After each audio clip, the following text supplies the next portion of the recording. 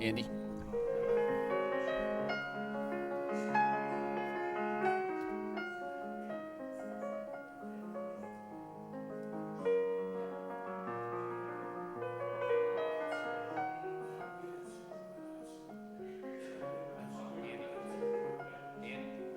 You ready to go?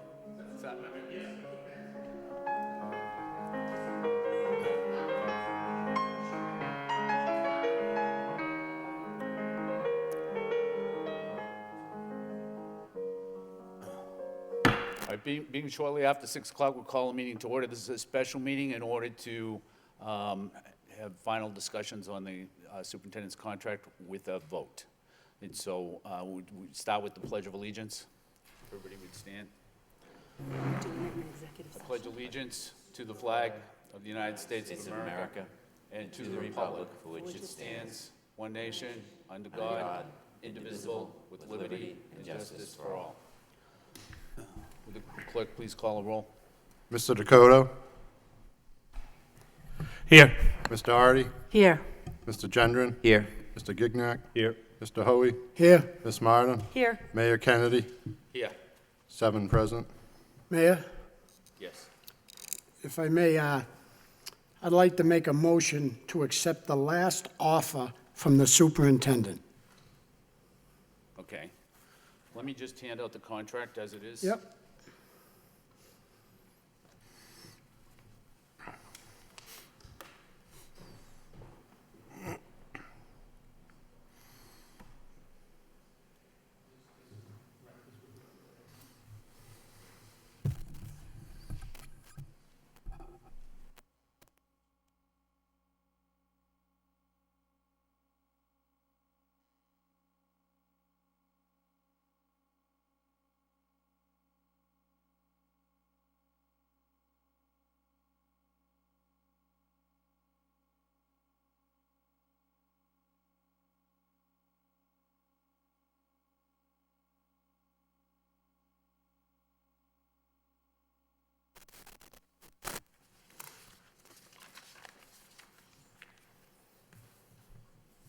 And so we have a motion by Mr. Hoey to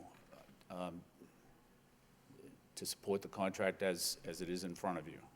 No, Mayor, I made a motion, I would like to make a motion to accept the last offer from the superintendent.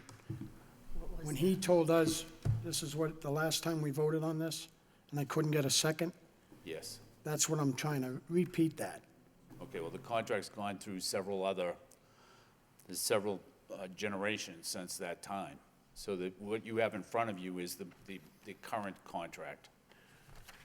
Okay, and if you don't mind me asking, because is this the contract that we sent to the superintendent for him to accept? The contract that you have in front of you is a contract that I believe a majority of the school committee supports. And it's a contract that the superintendent supports or is in favor of, or will accept. There are some changes. The contract's been reviewed by the city solicitor's office. City solicitor has some minor changes to the contract, and I would advise that it might make sense to go through those changes. Most of them are minor, but I think it probably would be in the city's best interest and in the school department's best interest if we went through those changes. And one last thing, did the superintendent get time to, ample time to look this over? Yes. The superintendent has looked over the contract. The superintendent's attorney has looked over the contract. The document that you have in front of you. Okay, and if I ain't getting a second, there's not much more anyway, so. no Well, problem. if the motion is to accept the contract that's in front of you, then I would second that motion. That's not my motion, though. That's not my motion, because this here is just something, I read over it as much as I could on it, and I just think this last change, I just don't like it. I don't think it's legal, actually, the change that was made, so with that Yeah, said, I would suggest that we take a vote to go into executive session and probably discuss those changes briefly and then come back into open session at this meeting. Mr. Mayor, I'd like to make a substitute motion to enter into executive session so we can finalize our discussions on the contract. Okay. All right, so we have a motion to go in executive session. The motion is seconded. Roll call on the motion? Ms. Doherty? Yes. Mr. Gendron? Yes. Mr. Gignac? Mr. Hoey? No, Ms. Martin? Yes. Mayor Kennedy? Yes. Passes 6-1. Okay, so we'll do executive session right here if everybody will leave.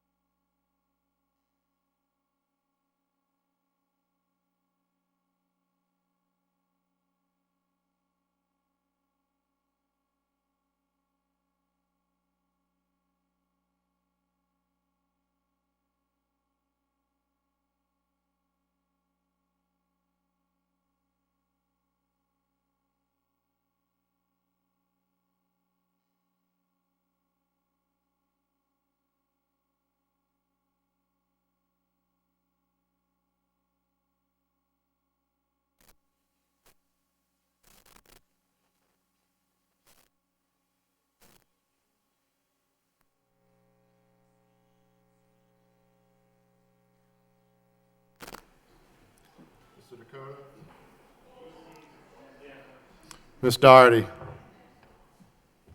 Yes. Mr. Gendron. Yes. Mr. Gignac. Yes. Mr. Hoey. It's not here. Ms. Martin. Not here. Mayor Kennedy. Yes. Passes 4-0.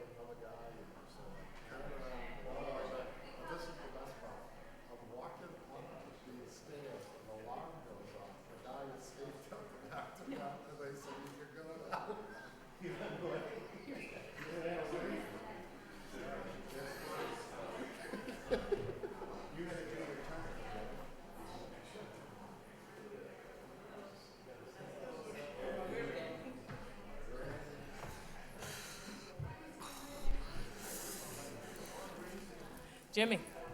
Jimmy.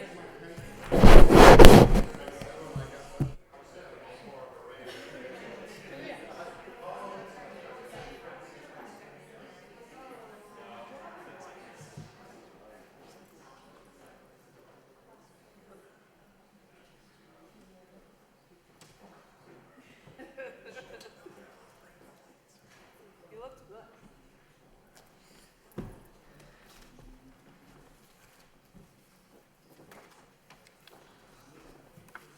Did you get the sheet? Yeah. Okay. It's gonna take me a few minutes. I was like, the mayor's glad I'm not in there. I'd be like this, time. Right. All right, you have the sheet? Huh? You get the sheet? The G-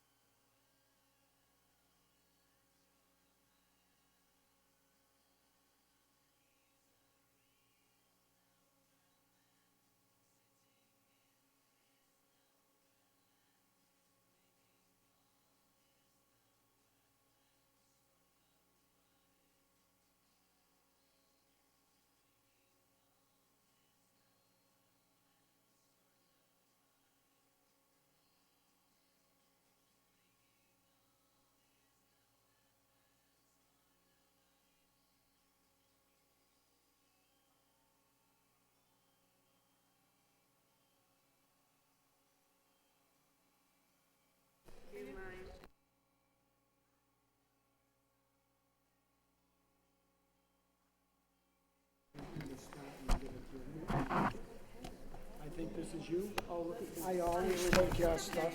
I always take your stuff. Oh, I did come with a pen tonight. Beautiful. Oh, look at you, see? Hey, I'll tell you some other time, but a judge, they threw me off a jury today. Yeah, We don't need a man like you here. See you later. I got tossed off one. Oh, did you? Yeah. Okay. I was very,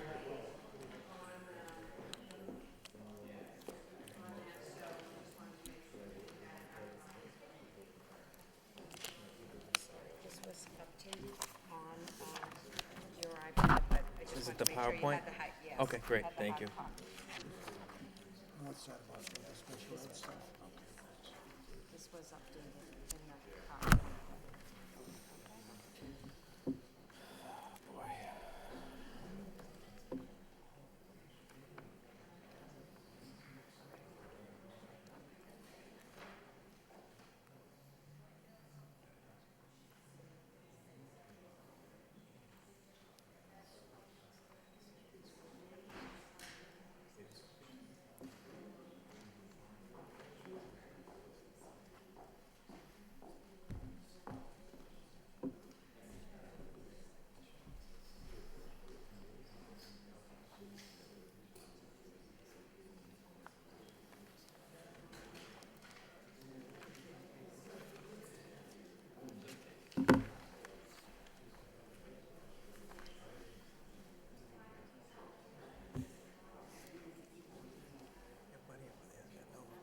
Clue what's going on, huh? Who's that? He's funny, huh? When he was hesitating, I'm voting him. Scared to death. You know? It ain't easy. It's kind of a hard thing to do, anyways, you know? Yeah, it sucks.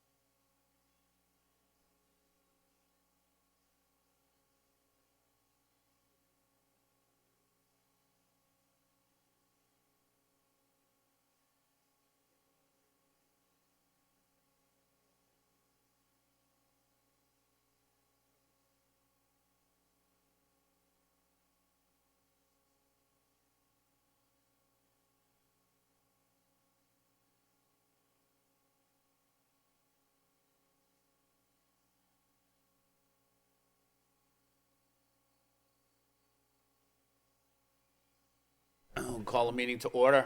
Please stand for the Pledge of Allegiance. I pledge allegiance to the flag of the United States of America and to the republic for which it stands, one nation, under God, indivisible, with liberty and justice for all. Would the clerk please call a roll? Mr. Gignac? Here. Mr. Hoey? Here. Mayor Kennedy? Here. Ms. Martin? Here. Mr. Dakota? Here. Ms. Doherty? Here. Mr. Gendron? Here. 7 present. The first item is the approval of the minutes of the regularly scheduled school committee meeting of Wednesday, December 7th, 2016. Do we have a motion to accept and place on file by Mr. Dakota, seconded by Mr. Gendron? Discussion, all in favor, all opposed, so voted. Next, we have permission to enter. Do we have a motion to approve? Motion approved by Mr. Dakota, seconded by Mr. Gendron. Discussion on permission to enter. Roll call. Mr. Gignac? Yes. Mr. Hoey? Yes, Mayor Kennedy? Yes. Ms. Martin? Yes. Mr. Dakota? Yes. Ms. Doherty? Yes. Mr. Gendron? Yes. 7 yeas, approved. And we have several memorials this evening. Pauline Foley, the mother of a freshman academy student, support specialist Michelle Harvey. Constance Cody, mother of the mayor's aide Celine Gettings. Cesar DeLiza, stepfather of Washington School Principal Cheryl Cunningham. Dr. Ann Lysian, retired public school teacher and special education department supervisor, wife of S. Henry Lysian. Lowell trade school teacher, mother of Merkland school teacher Henry Lysian, retired public school teacher. Ruth Buckley, mother-in-law of Gary Buckley, retired public school teacher. And for George Giannis, father-in-law of Kathleen Giannis, retired public school teacher. Grandfather of Lindsay Gill, Lowell public school teacher. Grandfather-in-law of Mark Rurak, Lowell public school teacher. And for Ronald Bosley, retired public school teacher, husband of Claudette Bosley, retired public school teacher.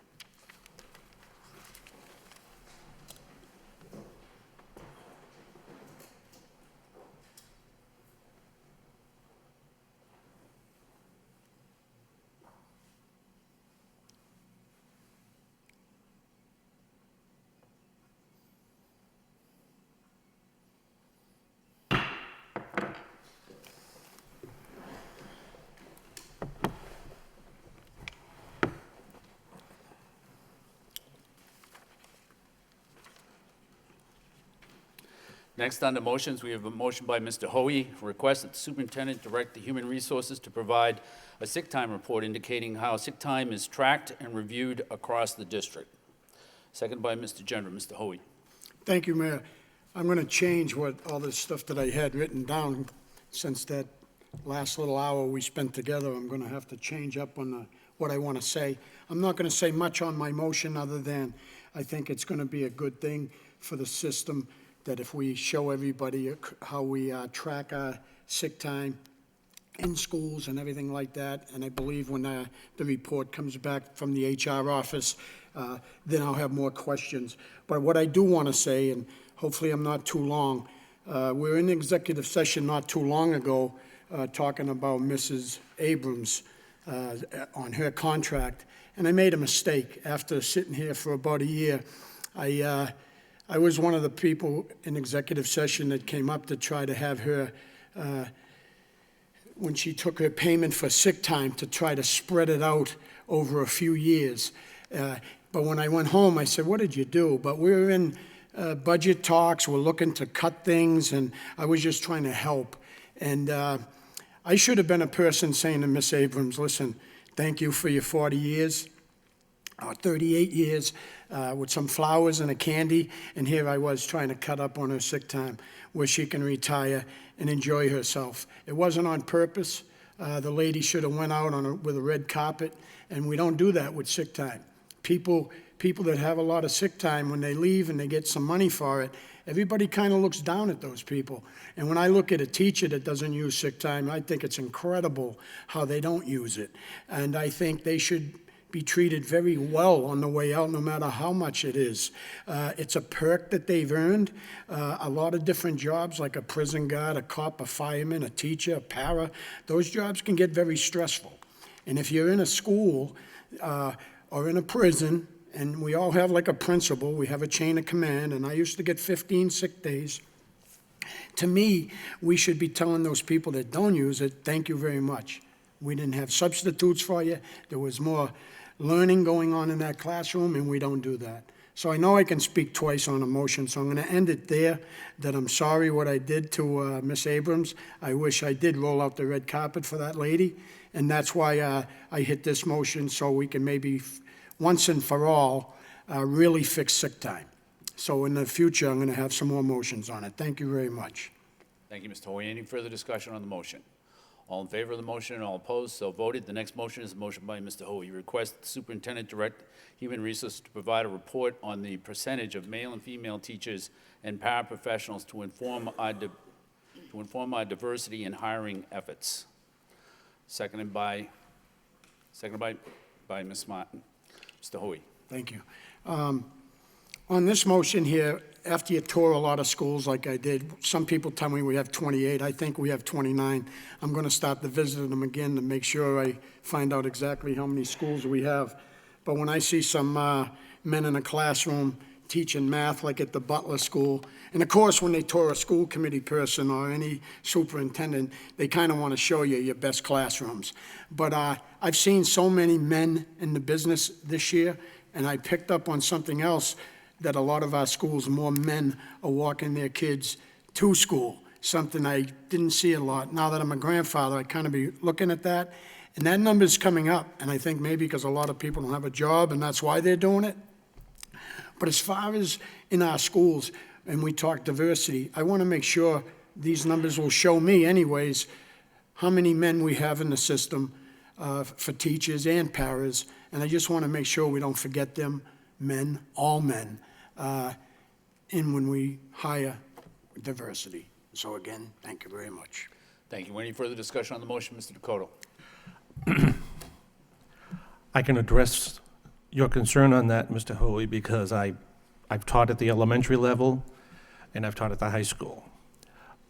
The problem at the elementary level is that there aren't very many men who choose to go into the elementary level classroom. That's really an issue that even if you wanted to try to increase the number of men that are in an elementary school, there's not a vast pool to draw from for that. You tend to get a few more men that'll go into the middle school, and so you'll have a higher population of men at that level. And at the high school, it's probably more male than female, but it might be pretty even, I think, at Lowell High School. It's pretty close. So that really contributes to that. I just wanted to add that to you. Okay. Any further discussion on the motion? If not, Mr. Hoey. I like that part that you could speak twice on it. What are you laughing at? I think these two motions anyways, we're going to start to do better. This school committee to me is awesome anyways. We've dealt with some big issues and we got a lot more to come. But I think the HR office, when the two reports come back, will show us a lot. And I look at these magazines that they give us all the time, the high-tech magazines, and I try to read these things. And, they have like a dashboard for things that you can find out. Like I use one for losing weight, how many steps I walked and all this. So I think I talked to the HR person, Ms. Sheehy, and when their reports come back, it's going to enlighten me on some things. And I think you can learn a lot when you talk about sick time or this motion about trying to get more men in the system. And I think that office will help us get there. So thank you. Thank you. Any further discussion on the motion? All in favor of the motion? All opposed? So voted. The next motion of the evening is a motion by Ms. Doherty. Request that the superintendent provide the committee with a comprehensive update of the Lowell High School Latin Lyceum program, including any changes since 2014 related to admission standards, enrollment, and curriculum, as well as plans relative to Lowell High School designation as a participant in school choice. The report should also include information as to how the Latin Lyceum is marketed to colleges, including a copy of a letter sent along with student transcripts. Do we have a second? Second by Mr. Jenner. Ms. Doherty. Thank you, Your Honor. I think the motion pretty much speaks for itself. We're all aware of the Latin Lyceum. I have not been updated on it since coming back on the school committee. I'm looking for just information about how the program has changed and grown through the last couple of years. Specifically, as we look at the high school vote of choice that we made, just to make sure that we are protecting the integrity of that program So that's why I mention it in terms of part of the information that we get. And I didn't specify it here, but I would also, I went to the Latin Lyceum parent-teacher meeting last night, and there was some interest in seeing the job description for, they don't have a director of the program, they have a lead teacher, and I was just hoping to have that included in the materials that we get, if possible. Thank you. Thank you. Any further discussion? Mr. Hoey? Thank you. I didn't know if I could speak on this motion, but to me, it's another great motion. I was here 20 years ago when Bill Topia created the Latin Lyceum, and I happen to have a granddaughter that's a sophomore in that program. And I love to go around like I did with special ed tonight and a lot of things and ask everybody for an opinion. And I heard one coming from your secretary before about maybe getting a department head for the Latin Lyceum.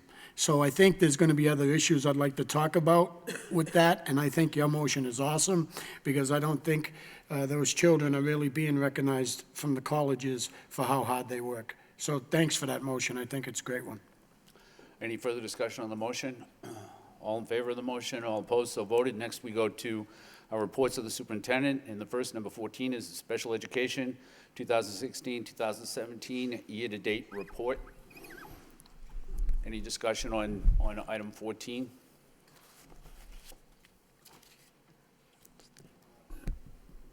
So this is not, are we going to see the report, the We can. first? Well, if- I assume we were going to see the presentation. Is that not the case? Mr. Superintendent? We can. Are prepared to. We are prepared to present it if I you would like to see that. Thank you. I want to thank Special Education Director Jennifer McChrystal and Assistant Administrator for Special Education Donna Maluccio for preparing this presentation. We felt it was really important to share with you the status of special education data overall for the district, in particular to highlight a critical need of our CSA programs, our children with autism. And so I'll turn it over to Jennifer to share that information with you, and we're happy to answer any questions as well. Hi, good evening, and thank you. Hopefully this clicker works, so you have to be patient. We didn't get a chance to test drive it. We really, as Janine said, we really wanted to have an opportunity with you to speak to you about special ed and where we stand right now. And as I stood before you 4 years ago now, and you hired me, we talked about my guiding principles, which we've really tried to instill throughout the office, which is always putting students and families first, building capacity in our district, because we know that we can do it better than out-of-district programs, and really being transparent and creative, which is why we're here today, to make sure we're sharing the data with you as we get it and as changes come up.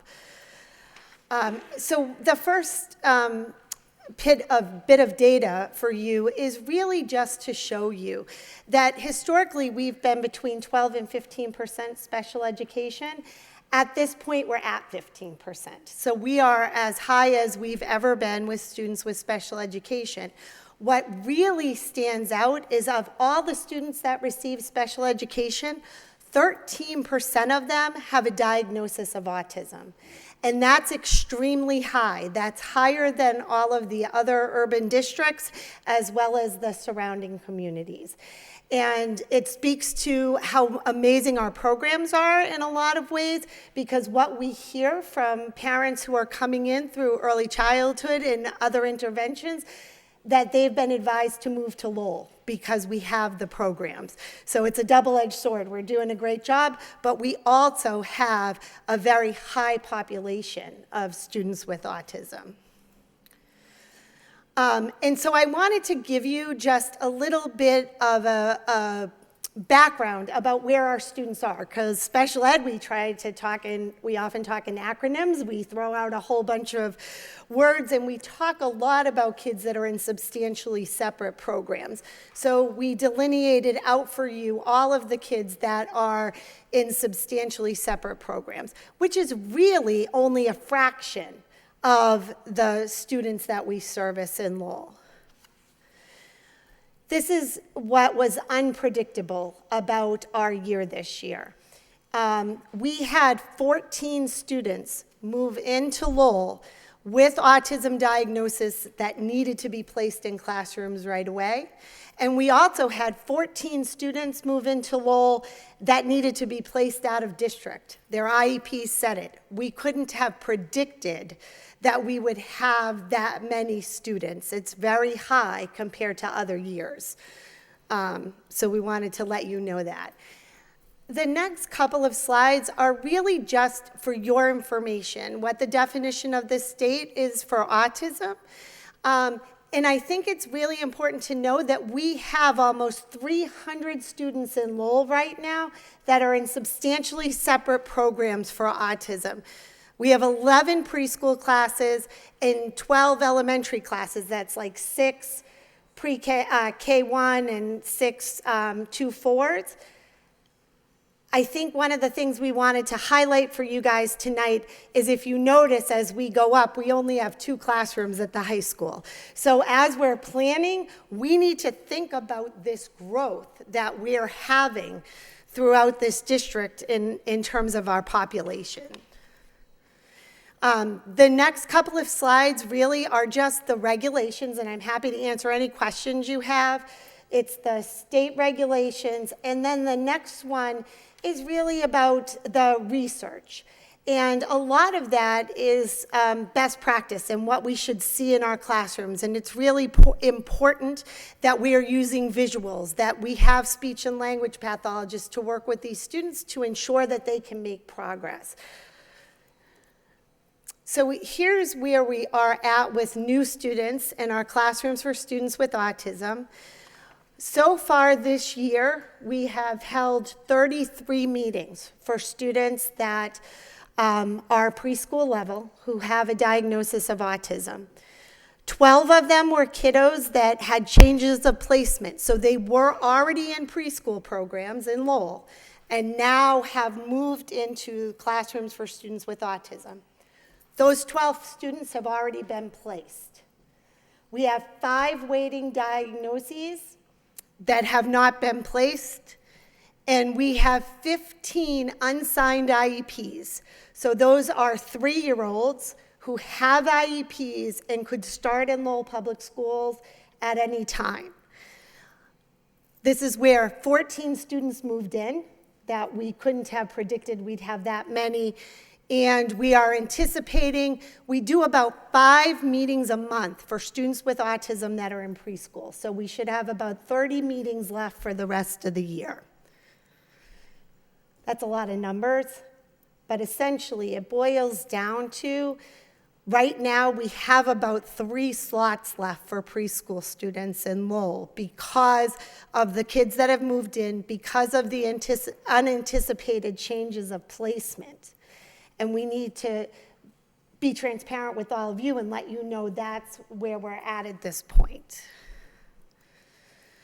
So we've made a lot of systems improvements, and a lot of that is thanks to you all and the positions that we've added. And they're not only to address students with autism, but with working with DCF to reduce the out-of-district budget, to really make sure that when they're placing students outside of Lowell, we're having conversations with them. And we've really added program expectations and guidelines, and we're working a lot with principals to make sure we have the best programs possible. And again, the staff that we've added has been instrumental, and I can tell you, I know Peter Holtz is here, and he keeps telling us his programs wouldn't run as well if they didn't have the new addition of the BCBA, the Board Certified Behavior Analyst. We have really been able to keep classrooms that have high numbers of high needs kids functioning in Lowell because of you and because of those positions we added. And we're really, truly building our internal capacity, which has been amazing. So thank you all for that. And we are continuing to build our capacity, and the mayor has been a huge champion of ours in terms of trying to find a day school and finding locations because, as we've discussed in the past, we can do it better than other out-of-district placements do it. We've been looking at availability within our schools, trying to decide if we could shift positions. We're definitely planning for that bubble that will be moving up to the middle school and the high school. We're trying to talk to Valley about getting a membership with them. And we're also doing a lot of work around supporting all of the special ed kids in the district to make sure that we continue to build that capacity so that we can support all of our students. But where we're at right now, because we don't have enough slots for those preschool students, we are asking that we add some teachers and that we are trying to be very strategic about it. That if we added one classroom right now, we could ensure that those students with the unsigned IEPs have a place to go when their IEPs get signed.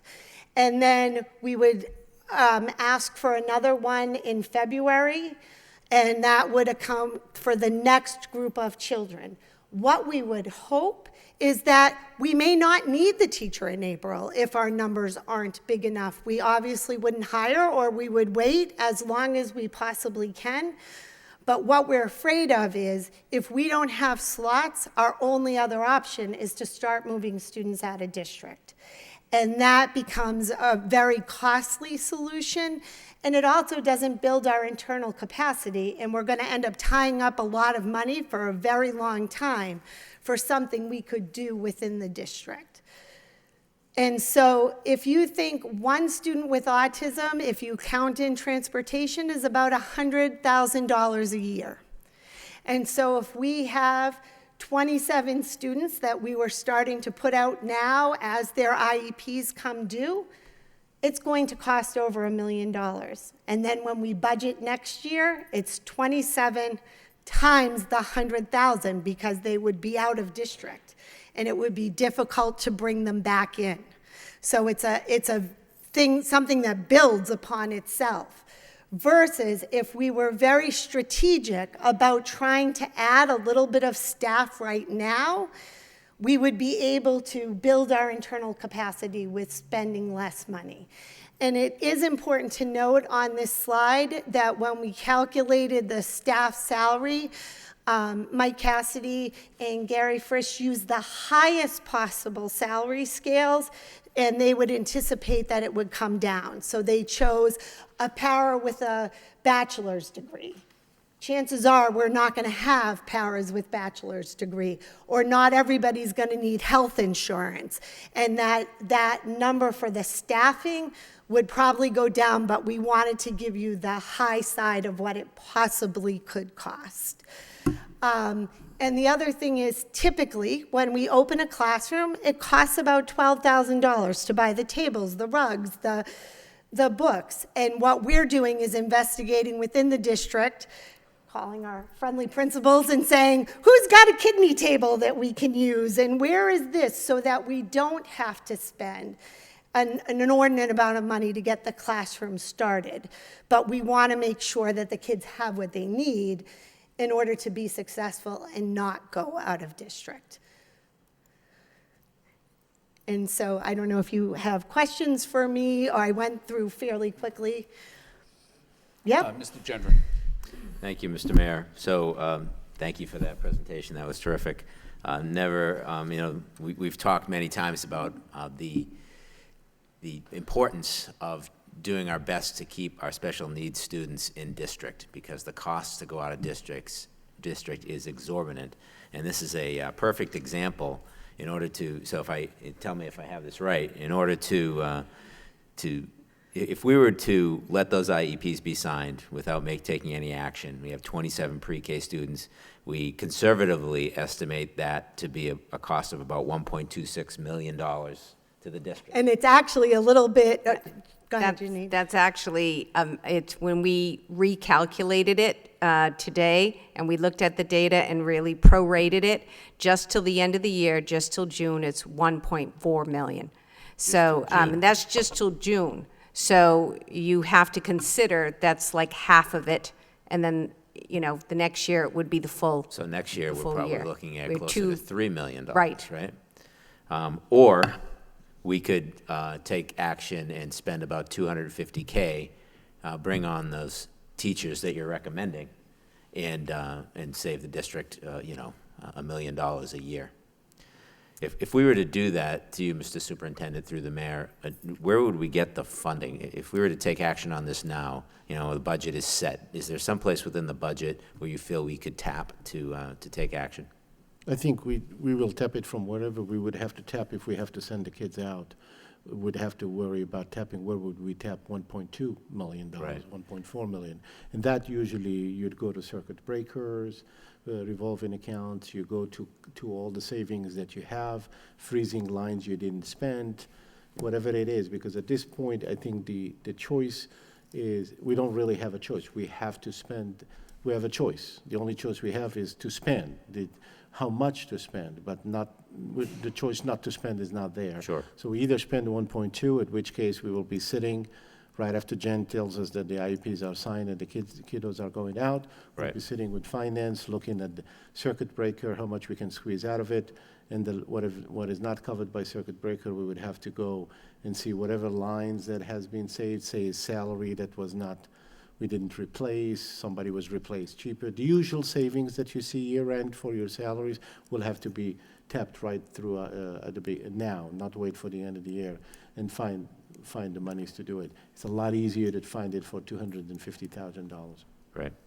In that case, then, Mr. Mayor, if I could, I'd like to make a motion that we approve this proposal to go ahead and identify the $248,053.57 to bring on these teachers and paraprofessionals as needed to address the needs of these pre-K students. All right, so that's a motion by Mr. Generman, seconded by Ms. Doherty. Discussion on the motion? Ms. Martin?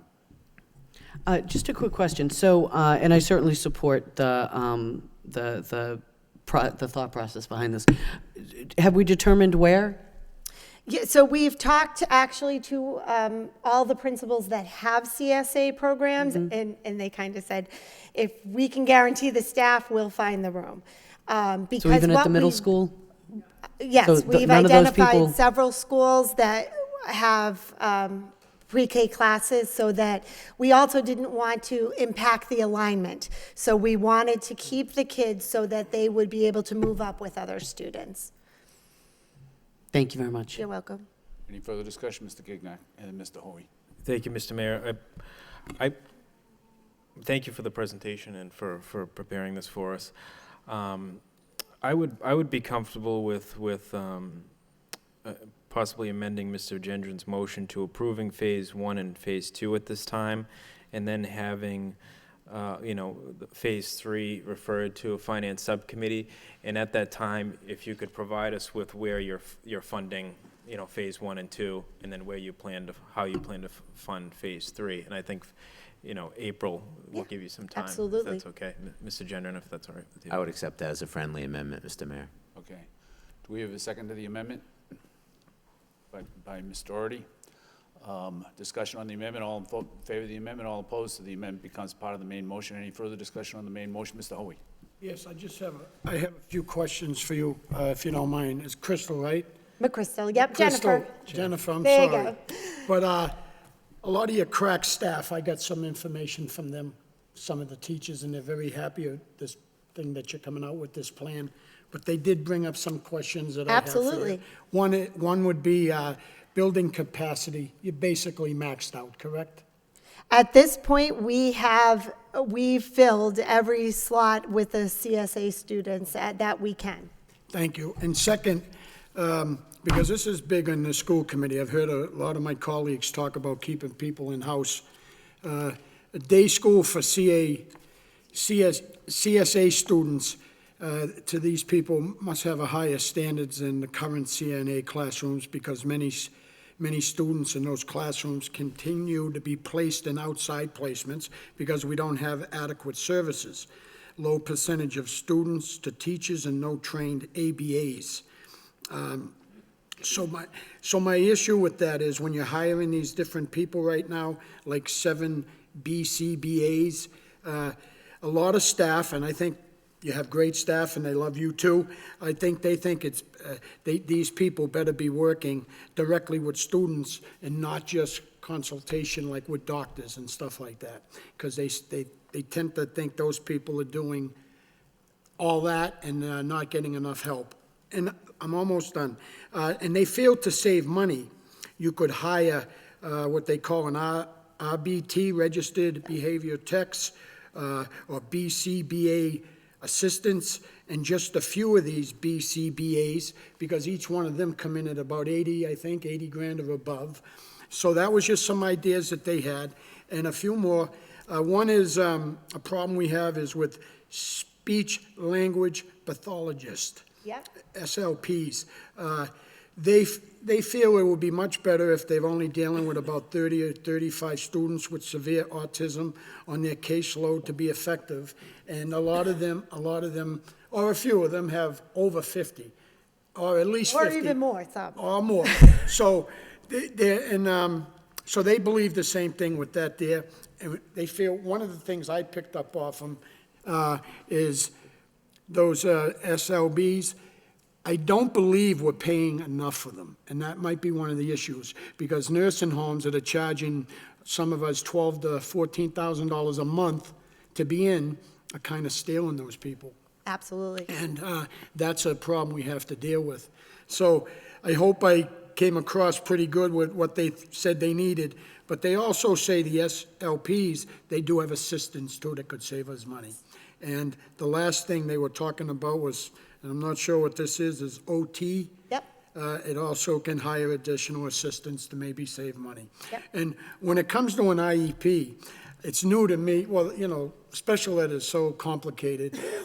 When I was in school, I had an IPP, you know, not an IEB, IEP. Mine was an individual pain plan. And we've come a long way. But I do know one thing about Lowell. If we continue to do what we say, some of these people, if we put them in place, I think they can make us money. Absolutely. That's what I want to hear.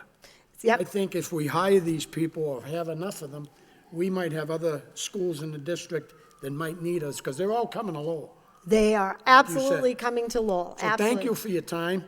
I know your staff is really excited about all this, but I just wanted to bring that up about, we might be able to save money, Mr. Superintendent, you know, and what they were saying. This just comes from the people that are in the pits there, you know what I call working hard. I watch it going into the Pine School every day. It's incredible what I've seen in the 20 years I've been gone. It is so inclusive. We made some mistakes in the state with our prison system, and I don't want to see it happen in the schools. So, Mayor, I know that's a big thing about in-house, but thank you for your time. Thank you. And I think you did a great job. Thank you. And you did a great job. That's a lot of acronyms that Took me you were 12 able. hours in front of a mirror to do that, believe me. I can tell. I worked hard. Very quickly, just to address some of the things that you brought up, we are looking to actively and working very hard with the mayor and the superintendent to find a place that we can open a day school. And we absolutely could do it and do it better than some of the places out of district that we're paying a lot of money for. And we'd be keeping kids in the community. Instead of putting little 3-year-olds on the bus to Methuen, they'd be in Lowell. And that's what we should be doing. It's absolutely the right thing to do, and it does build our capacity. In terms of the BCBAs, they have been amazing. And we have to remember that they actually have ethical standards about how many students they're supposed to see, and we still haven't met those ethical standards. So they have something that's called an ABA program, which is a very strict way of working with students with autism. We use the principles of ABA, but we're not a strict ABA program because we don't have the staffing that would facilitate that. The RBT paras that you mentioned, it's a training for paraprofessionals on how to collect data and run these very strict programs. We've actually been talking to the union and to the teacher academy for the past 2 years, trying to figure out how we could bring that in and train our paras to be able to do this. It actually costs them money, and they have to get recertified every year. So we have 2 people we've piloted at the high school who are RBT trained. Our BCBA is supervising them. But we need to kind of figure out how to roll that out so that all the paras have access to that training. It's a big process. SLPs, absolutely, the speech and language pathologists, especially when they're working with programs like this. Kids who talk through visuals or use computers, it does take up a lot of their time, which is wonderful when we added one SLP to our budget over the past 2 years. We didn't do it last year, we did it the year before, and that's why. And the OT was the last thing you mentioned, which is the person who works on fine motor skills. And last year, you all were so generous that we added an OT position. And so that, again, allows us to work on some of those skills that these students have really significant deficits in. And so we are really trying to address all those concerns and work with the staff to make sure they have what they need to feel successful. Because as you said earlier, we want teachers who are in school, we're not hiring subs, and that are doing the best for students, and that's our goal. Thank you. Mayor? Yes, Mr. Hoy. I just, not that you've left it out, but I believe it was the Butler School that you couldn't hire an SLP for. And I think we found somebody, but you're absolutely right, and thank you, I forgot that in all your questions. SLPs and OTs are very hard to fill positions because they could work for hospitals or nursing homes and make more money. And so we've lost people who are really good simply because they could contract out and make more money. And so we've been filling the Butler School position with some retired people. We've also shifted some people over. We actually have an online thing, but I believe we found a candidate for that position, and hopefully they will accept. Just a very quick update, if I may, Mr. Mayor. We did hire the SLP today for Butler. Oh, yay. She did accept the job. Any further discussion on the motion? If not, roll call on the motion. Mr. Gignac? Yes. Mr. Hoey? Yes. Mayor Kennedy? Yes. Ms. Martin? Yes. Mr. Dakota? Yes. Ms. Doherty? Yes. Mr. Gendron? Yes. 7 yeas, approved. Thank you. The next item is item 15, response to Connie Martin's motion of December 7th regarding science and engineering fair opportunities. Any discussion? Ms. Martin? Thank you. Thank you very much. I thank the superintendent, his team, our interim superintendent for curriculum for pulling this together, working with our specialist, I know, Martha Cohn, who's been leading this charge for so many years. I am personally very excited that I'll get to go for the first time this year to the high school science fair. I'll bring all my liberal arts background with me, so I'm sure it will be extremely helpful. But I did want to, just in terms of the response to the motion, I know that this is something that has been burgeoning in our district, our work on science fairs and the engineering fairs as well. So I think it's great to see that we've reached this level where we have 250 students participating. That is wonderful. But one of the key things that I was hoping we might get some additional information on would be what are the plans for the future? I mean, it's my understanding that there are opportunities for students kind of beyond our district level for them to compete at both a state level, perhaps even beyond that. I know we've talked a little bit about the middle school potential to kind of replicate this dynamic. So kind of with my motion, I'm certainly glad to see where we're at, and I recognize how long and how hard it is to get to where we're at. So that is a great accomplishment for our students. But I think it's even more important that we maintain the focus on this and expanding it. Because I think you look at the M2, D2 stuff that they're doing, I mean, that's amazing. It's amazing within our district, but it could compete at a statewide and maybe beyond kind of a level. And the potential for additional partnerships with the university, I think, are just extraordinary. So if it could be kind of us getting an update on what our potential growth could be, I think that would be great. And then perhaps we can even determine a way in which the committee, administration can work together to kind of help expand this. Because obviously the opportunities for science and engineering for our students need to be expanded. And it could really play a critical role as we more firmly embed all of our STEM areas, throughout the district. Having this kind of benchmark activity for our students, I think is really compelling. And I think it offers them a real opportunity to work in a project-based way that can have a real impact for them in lighting that kind of scientific fire that I certainly escaped. So I thank you very much for this information. If we could get some additional information moving forward, that would be wonderful. Maybe not the next meeting, but in a month, maybe, we could maybe chart out a course. That would be lovely. Thank you very much. Thank you, Mr. Hoey. I'll be quick, Mayor. I did go to this last year. I thought it was great. Miss Abrams invited me at that time. And I didn't volunteer to be a judge, but I think it's Martha Cohn. That's who we contact. I'm going to be a judge this year. I think that's a good way to get involved. And I just think it was great. It was, the high school was loaded. I seen a lot of the kids I knew from the Pine, and I think this is something you just got to keep pushing. It's an awesome thing. And I believe coming up on the 17th or close, we have the Rogers School going to be here on Spotlight on Excellence with a drone and everything. I can't wait. Thank you. Thank you very much. Okay, any further discussion on item 15? Mr. Dakota. Thank you, Mr. Mayor.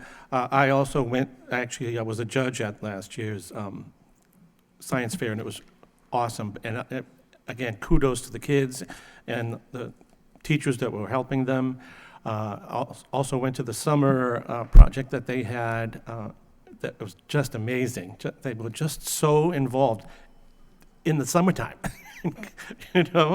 When they weren't, having to go to school, they were working together and doing a lot of great projects. So I agree. I think it's something fantastic to get these kids to get into science projects and just expanding their knowledge.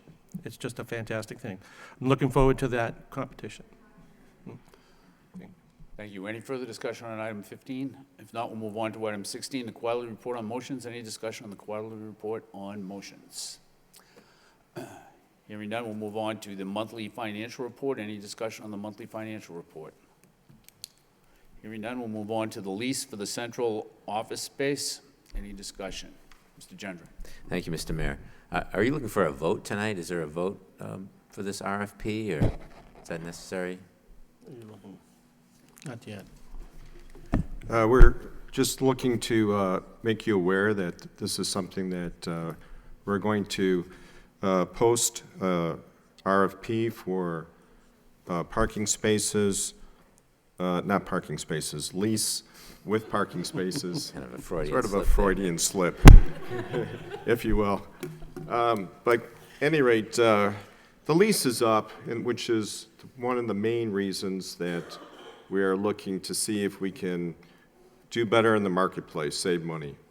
And also, if we can combine our two locations. Right now, it's a little awkward that we have some of our staff across the street. It'd be better to have all of our staff in one office setting. Yeah. So we had a lot of discussion about the location of the central office when we left the Rogers School. And, I know it was my feeling that keeping the school department downtown was a good thing for everybody. I think it's good for the district. I think it's centrally located. I think that it afforded us the ability to have the student center right there on Merrimack Street and the school store right there on Merrimack Street. I think all that's been positive. And I also think it has the additional benefit of having spin-off into the community and having, professional employees downtown on a daily basis. I think that's good for the city. So I'm confused why, and I think that we negotiated pretty hard on that contract when it came up. We got a much better price than we had when we were there previously, and we have the ability to extend that. I don't know why we're looking to leave, so I'm confused by that. Let me clarify one thing, if I may, unless you want to. Yeah, let me just address it. Okay, sure. I don't think, somebody had asked me the question earlier before we entered here. I don't think we're necessarily looking to leave. I think any time that you want to, we have the last year of the lease, we have an option to continue. We would like to explore all the options. We owe it to the community, we owe it to our people who pay us to provide them with answers. Have we looked at all the possibilities? One of the things that we expect to see change is that we would like to, we've already been talking to the landlord of 155 for potential extra space, if we could bring the 144 to the 155 and get everybody together and save some money by the same token. So we're looking at that. That would require a change of lease right then and there. And it's really not so much as making a decision to go somewhere, because I think if you poll or survey everybody who works there, they'll probably all tell you the same thing. They'd like to stay there. Everybody enjoys the location for all the reasons you mentioned and more. But it's just to look at the various options, even if we have to use this as a starting point in renegotiating for 155 as we're trying to acquire more space. But I think the idea is that this is what we're looking for. These are the requirements we need, including the issues of parking and so forth that we've been talking about, and including the space, and then we'll go from there. And then we'll see. So if But it's, we will be coming back to you, to the school committee, with the finalized, and then that could mean we're talking to the present owners of the places where we are and try to negotiate something with them. so if it's an exercise in gathering information and seeing what's available out there and assessing our options, I think that makes a lot of sense. So from that standpoint, I support that. But I just want you to know, from my perspective, I think there's a lot of benefits to having the school department downtown, and I think that should be on the list of good things about this particular location, and we should consider that as we're making a decision here. Right. Mr. Gignac. Thank you, Mr. Mayor. Just a question for the superintendent. I noticed in this proposal, you're looking for an additional 5,000 square feet. You're looking to go from 36,000 to 41,000. Yeah, you have all the details.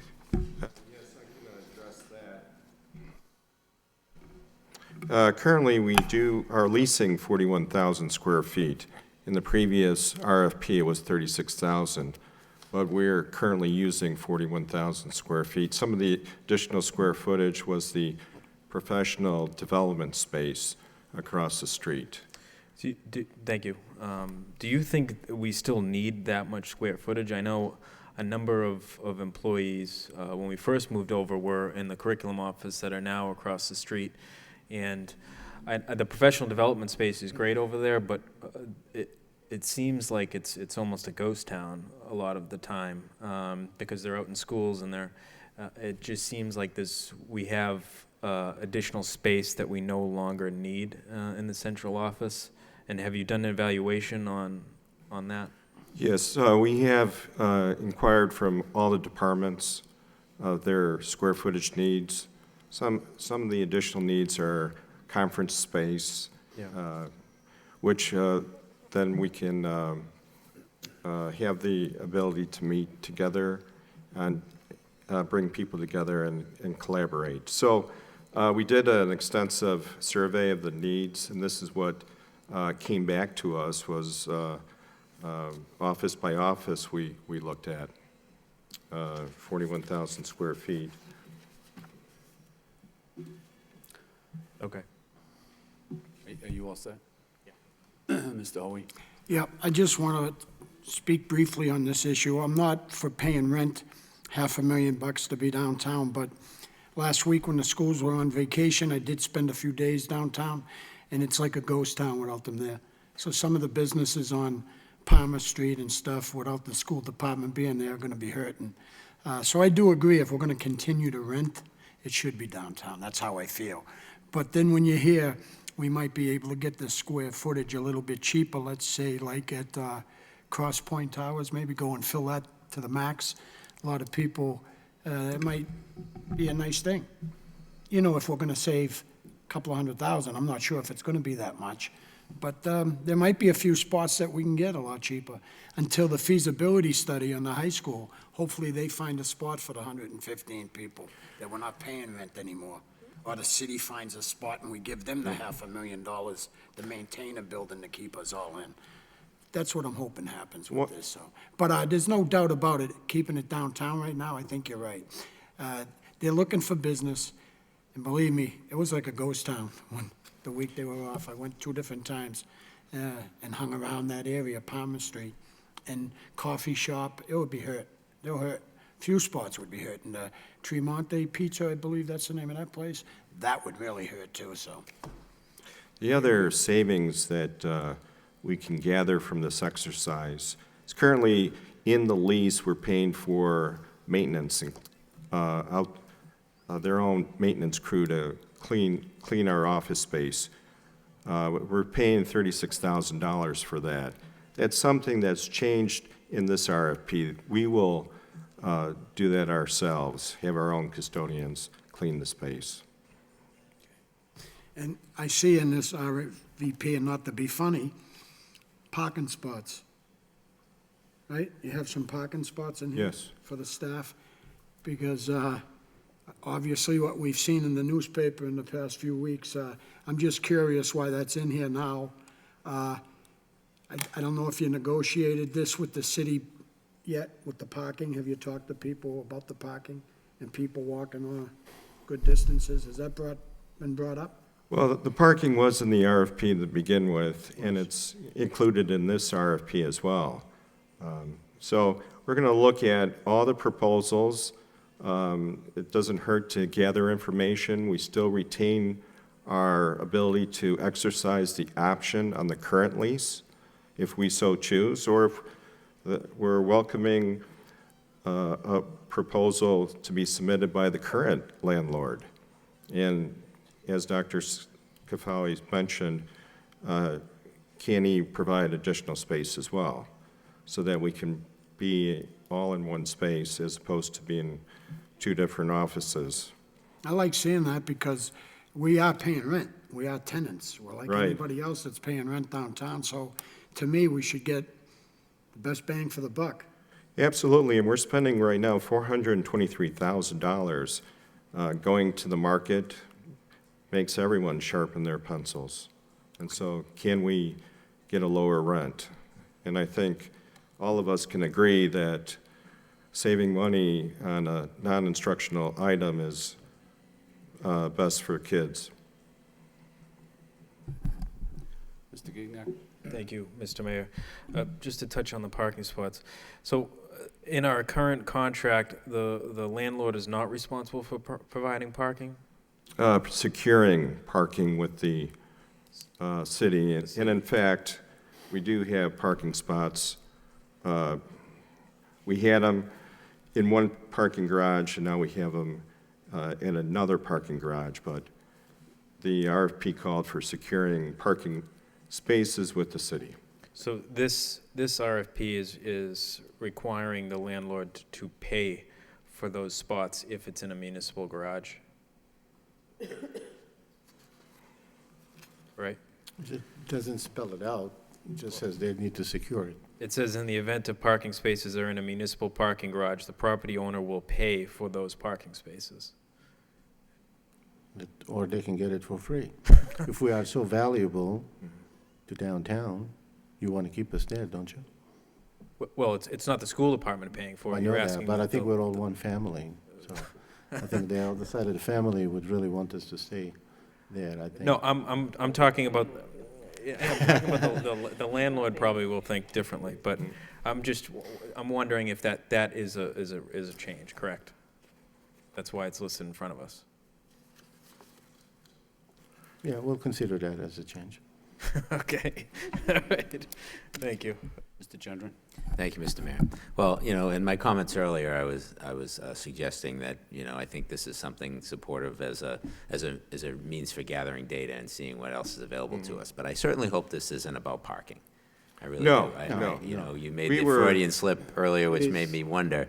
But Yeah. but I don't think the timing of this seems to just makes kind of No, think we a little were- bit. Just to finish, I don't want this to be the reaction No. to the parking issue because, as I said before, I think this is a good location from the school district's point of view because it's very central, easily accessible to everybody in Lowell on the bus line, and it has the added benefit of being a good thing for the city. And we are all citizens of Lowell as well. We are one family, and.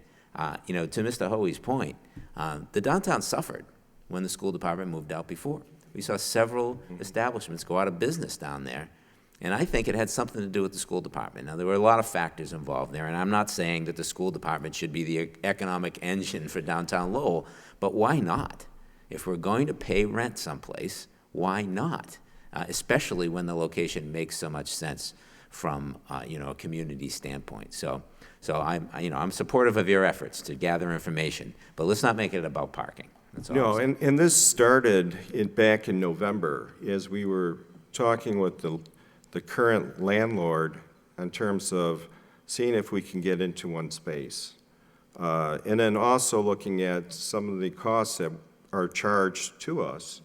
Can we make some alterations to the lease? And to do that, the best thing to do is go have a new RFP where there's a new proposal that will, address some of our concerns and issues. But this started way back in November, and it took Mike Cassidy has done a great job putting this together, and it took time to convene meetings with various department heads to find out their space requirements, because we didn't want to go out on a RFP without first talking to our staff and determining their needs, so that when we have the RFP proposals back, they're going to best fit what we're looking for. So it's a time, the process took several months to put together a solid RFP, and this doesn't happen overnight. Mr. Dakota? Thank you, Mr. Mayor. Would the closing of Indigos and Bishops contribute more space that would be commensurate with your needs? It would be great. If I may, Mr. Mayor. Sure. We've actually bounced some ideas about the current Bishop location, as we're having some thoughts along the line of what Sped was talking about. So we're definitely looking at a rearrangement of space. So it's a great opportunity that we're looking at. Was just discussing that today with the high school, some of the folks at the high school. Any further discussion? I would just like to say this concerning the RFP and the notable changes. Number 2, the previous RFP did give preference to downtown, the central business district, and that was at my recommendation as a city councilor when that happened. And I would not support any change out of the downtown for the central office at all. And so I would move from the chair to keep that provision in this RFP when it goes out, that the space be in the central business district. Second that. We have a second to the motion. Discussion on the motion. All in favor? All opposed? So voted.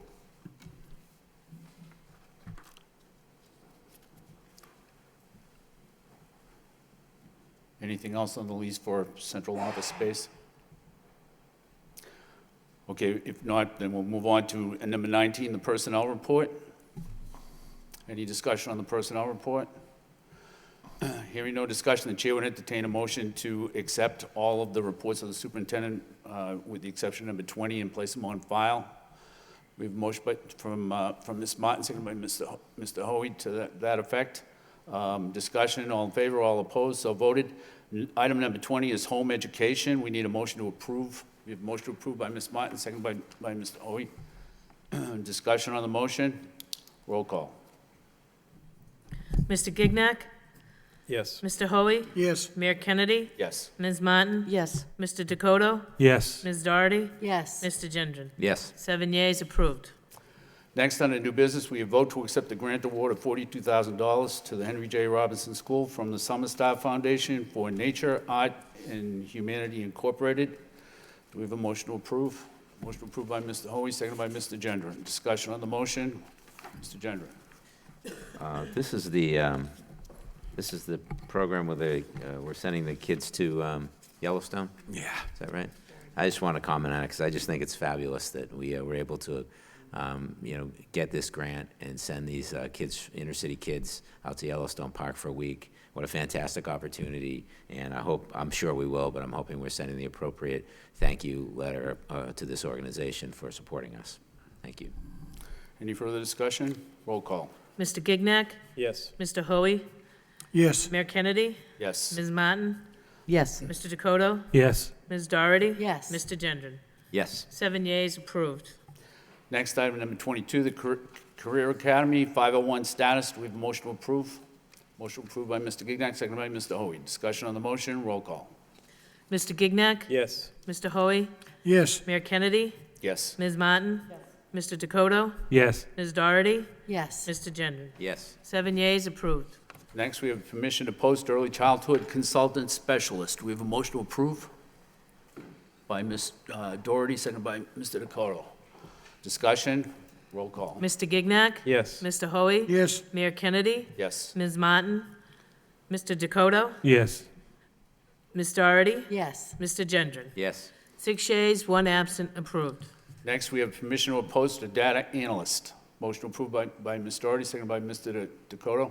Discussion, roll call. One question, Mr. Mayor. I'm sorry, Mr. Gignac. Thank you, Mr. Mayor. Just a quick question for the superintendent. The data analyst position, is that grant funded? Yes. Yes. It is. If we could just, all of the other job descriptions have that listed, if you could just add that it's grant funded in the job description, I think that will be helpful. On that note, Mr. Mayor, if I may, Mr. Superintendent. I'd like to make a comment on that. State law does not require coming to school committee for any of the non-FTE, as if it's not a full-time. The only time that school committee vote is required is for one full, when we increase FTEs, and they are not grant funded. Any non-FTE partial times that is not grant funded, because by virtue of the school committee accepting the grants, because when we submit for a grant, we say that in this grant, we're going to have to hire this and this and that, or we're going to have to buy this supplies. The school committee looks at the entirety of the grant and approves us to go ahead with the grant and receives it. By virtue of accepting the grant, we don't really need to do that. For some reason, and this was not done necessarily all the time in the past, for some reason, the new auditor is requiring us to do that and refusing to pay these people unless we do this. So we did this time around just to make sure that we do not block the pay of these people, but I'd like this to be resolved because we do not have, this is not state law. And we do not need to have the school committee vote to approve state law. Okay. It's not common usually. Yeah, no, I understand that. I'm just saying I think it should say grant funded because Yeah, absolutely, I agree with you, particularly in this case when grant funded Exactly. is not required to come. That's my point. That's the I only agree. reason why I picked it up. 100%, I agree Thank you. with you. Okay, the motion is to add grant funded. Any further discussion? Roll call. The data analyst. Mr. Gignac? Yes. Mr. Hoey? Yes. Mayor Kennedy? Yes. Ms. Martin? Mr. Dakota? Yes. Doherty? Yes. Mr. Gendron? Yes. 6 yeas, 1 absent, approved. Next is the permission to post for a sales associate. We have a motion to approve by Mr. Gendron, seconded by Mr. Hoey. Mr. Gendron. Thank you, Mr. Mayor. So this is an associate to help with the school store on Merrimack Street. That's correct? Yeah, again, this is an associate, to my understanding, that already exists.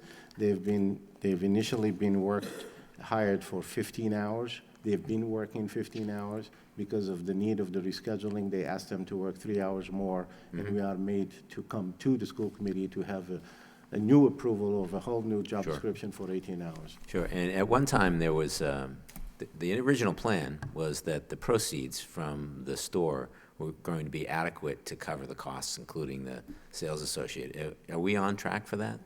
I do not have that information with me. I'll be more than happy to supply you that once I get to look into it. It would be good to see where we stand on Yes, that. absolutely. Thank you. And I was able to do some of my Christmas shopping at the school store this year, so I think it's been a great thing. Any further discussion? Roll call. Mr. Gignac? Yes. Mr. Hoey? Yes. Mayor Kennedy? Yes. Ms. Martin? Yes. Mr. Dakota? Yes. Ms. Doherty? Yes. Mr. Gendron? Yes. 7 yeas, approved. Next item is a permission to post for a Lowell High School graduation mentor. Do we have a motion to approve by Ms. Doherty, second by Mr. Dakota? Discussion, roll call. Mr. Gignac? Yes. Mr. Hoey? Yes. Mayor Kennedy? Yes. Ms. Martin? Yes. Mr. Dakota? Yes. Ms. Doherty? Yes. Mr. Gendron? Yes. 7 yeas, approved. The next item is a vote to accept a grant award in the amount of $2,500 from the 2016 Volts Butler Charitable of the Lowell Foundation to the Merkland School. Do we have a motion to approve? Motion approved by Mr. Hoey, seconded by Mr. Dakota. Discussion, roll call. Mr. Gignac? Yes. Mr. Hoey? Yes. Mayor Kennedy? Yes. Ms. Martin? Yes. Mr. Dakota? Yes. Ms. Doherty? Yes. Mr. Gendron? Yes. 7 yeas, approved. Next, we have 3 requests to attend conventions and conferences. If there's no objection, we bundle all 3, and the chair will entertain a motion to approve all 3. By Ms. Doherty, seconded by Mr. Dakota. On the motion, Mr. Mayor? Yes. I just wanted to make a comment. You know, I completely support these trips at the high school. You know, my children were able to take advantage of them when they were in the high school, and they were always great experiences. However, I've noticed that in two of these cases, the trip is extending beyond the vacation time, and we're granting excused absences, one trip for 2 days and another trip for 1 day. And it always has been the policy that we completely support those trips, but that there not be excused absences associated with them. And, you know, I'm going to support these, but I just want to sort of underscore at least my desire to make sure these trips stay within the bounds of the time off, and that there not be excused absences or need for substitutes on these trips. Thank you. Okay, thank you. We'll take a Started. note. Just to comment on that, I was around in those days when we had quite a bit of discussion about that policy, and we do have a policy that asks that we don't miss days and have to get subs and the kids get excused absences. At least in one of those cases where they're taking 2 days, there was a change in the dates of the trip. So, but I think it's well worth noting that we would like to try to stay within the parameters of the vacation time. But at least for that one, I felt that there were, you know, it was changed at the last minute, and the touring company, you know, tried to make some adjustments. They threw in cut the costs and threw in an extra excursion or something, you know, because of the disruption for the families involved. But I think it's a good point to make. Thank you. Any further discussion? Roll call. Mr. Gignac? Yes. Mr. Hoey? Yes. Mayor Kennedy? Yes. Ms. Martin? Yes. Mr. Dakota? Yes. Ms. Doherty? Yes. Mr. Gendron? Yes. 7 yeas, approved.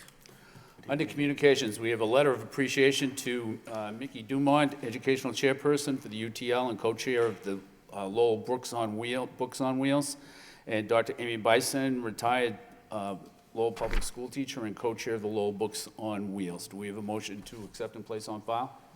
By Ms. Doherty, seconded by Mr. Gendron. Discussion, all in favor, all opposed, so voted.